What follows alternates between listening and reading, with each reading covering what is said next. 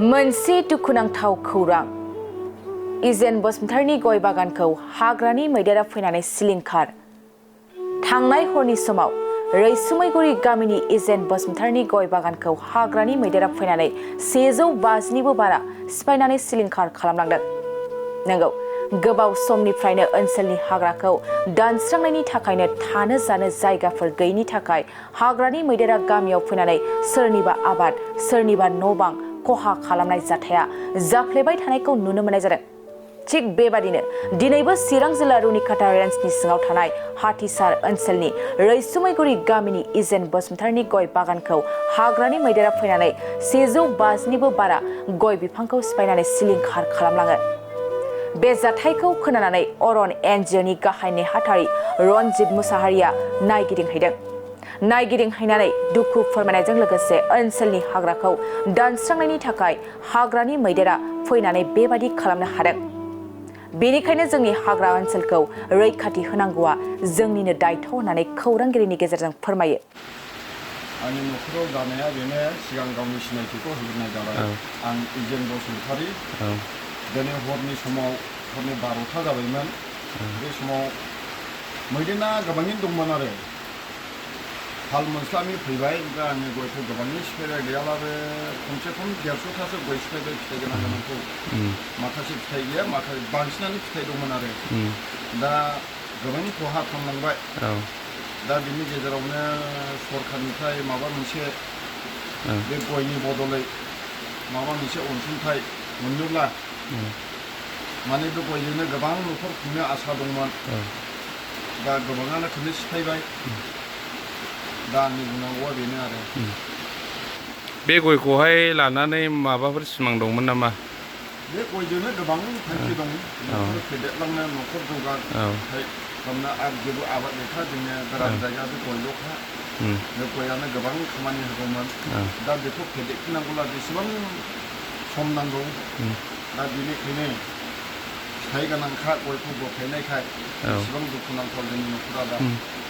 बेनिखायनो माबा मोनसे अनसुंथाइ मोनोब्ला बे न'खरखौ खुंनो थाखाय, न'खर दानो थाखाय एसे मोजां जागौ आरो।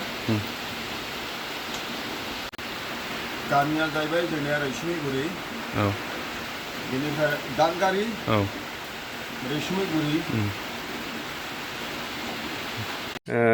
स्पेसियेलि जोङो दिनैनि हरनि जानानै थांनाय जोंनि हाथिसारनि सिङाव थानाय दावागुरि ग्राम सभानि सिङाव थानाय रैसुमैगुरि गामिनि बे मोनसे न'खराव दिनैहाय गोबांथार गय बिफां थायखानायसैखौ दिनैहाय गाफायलांदों, नस्थ' खालामलांदों। दा बेवहाय माखासे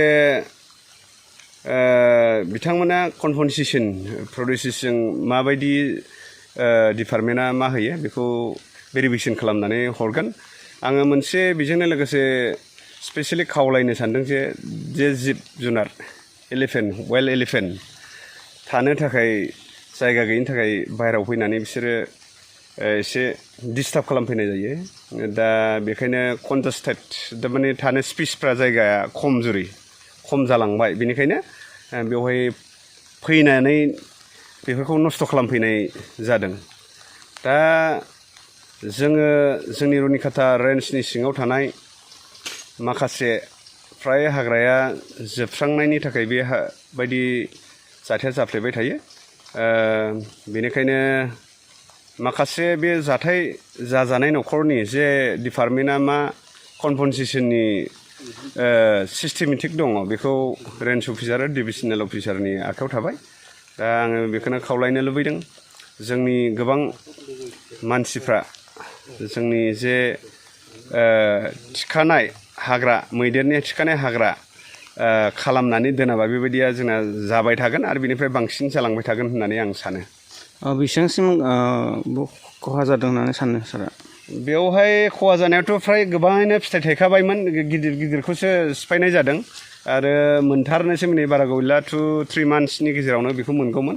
दा बेनि कम्पनसेसनखौ FRA भिलेज हिसाबै बेयावनो फरेस्टजों मोनसे रेकगनाइज भिलेज FRA भिलेज 2006 एक्टआव होजानाय जे बिनि थागिबि इन्डिजिनियास सुबुं दा बेखौ बिनि कम्पनसेसनखौ डिपार्टमेन्टआ माबायदि गाइडलाइनजों मावो बेयो बिथांमोननि सायाव थाबाय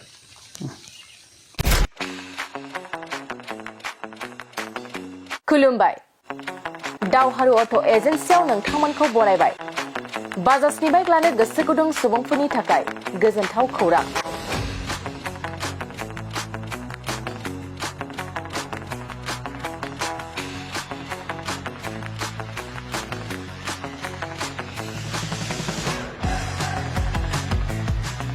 क'क्राझार सहराव थानाय दावहारु अट' एजेन्सिया नोंथांमोननि थाखाय फैगौ अक्ट'बरनि 2 खालारनिफ्राय 7 खालारसिम फुजा धामाका अफार्स लोगोसे मेगालन काम एक्सचेन्ज मेला खुंफुंगोन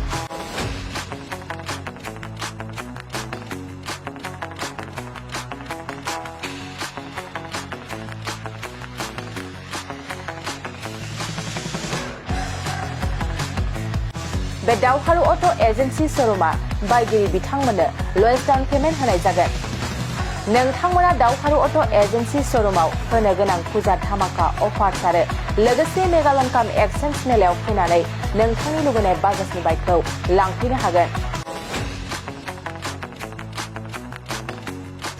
बाजाजनि बाइक सालायनो मोजां मोनग्रा रायजो राजाफोरनो दावहारु अट' एजेन्सि शोरूमा गोबां मोजां अफारफोरबो लाबोदों बेफोरनो जाबाय जेरै गंनै helmet free 5 litre petrol free easier gift आरो गासैबो मडेलनि बाइकखौ एक्सचेन्जनिबो खाबुआ थागोन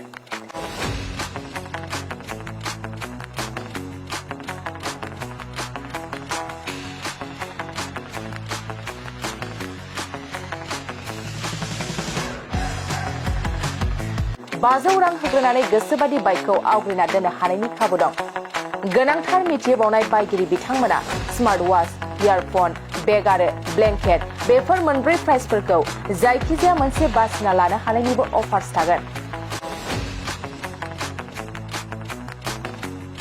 लोगोसे दावहारु अट' एजेन्सि शोरूमा मोजां खाबुबो होबावदों बाइक बायगिरिफोरनो फ्रि लटारि कुपन हरनाय जागोन आरो लटारि कुपनाव जाखाङोब्ला first prize smart TV second prize washing machine आरो थार्ड प्राइज रिफ्रिजारेटर बेफोर मोनथाम प्राइजफोरखौ जोबथा साननि थाखाय लन मेलायाव हरनाय जागोन अब्ला मानोथो गोबाव खालामनो नोंथाङाबो दावहारु अट' एजेन्सि शोरूमाव होनो गोनां बैफोर खाबुखौ लादो